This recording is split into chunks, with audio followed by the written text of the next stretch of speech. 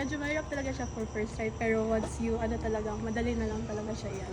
Ayan, iuwi na ni Ma'am Ann ang ating V-Bike Oxy V8 Plus. So ito yung ating upgrade dahil naka-hydraulic brakes na ito mga pare ko. Ayan. Wala na po si V8 kasi napalitan na nito ating V8 Plus. Ayan.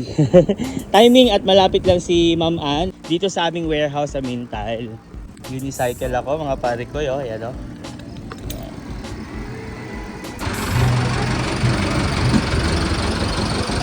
So meron itong 48 volts at 15 AH pa rin na lithium battery. And still the same pa rin ang kanyang motor wattage which is 1,000 watts mga pare ko.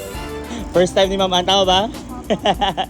Nagbabike naman siya pero first time syempre ni Ma'am Ann mag e-bike kaya medyo nababaguhan pa siya.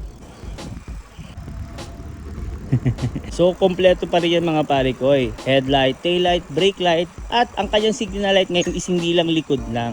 So meron na rin siya sa harap. Try mo nga po yung yung signal light.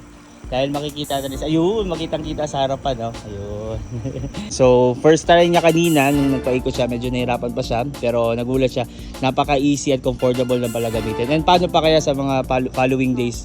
Thank you po Ma'am Ann ha. Bye-bye po. Ingat ka ha. Ayan. Dito lang yan sa Bangkal, Davao City, delivery buong Pilipinas at sa ibang bansa.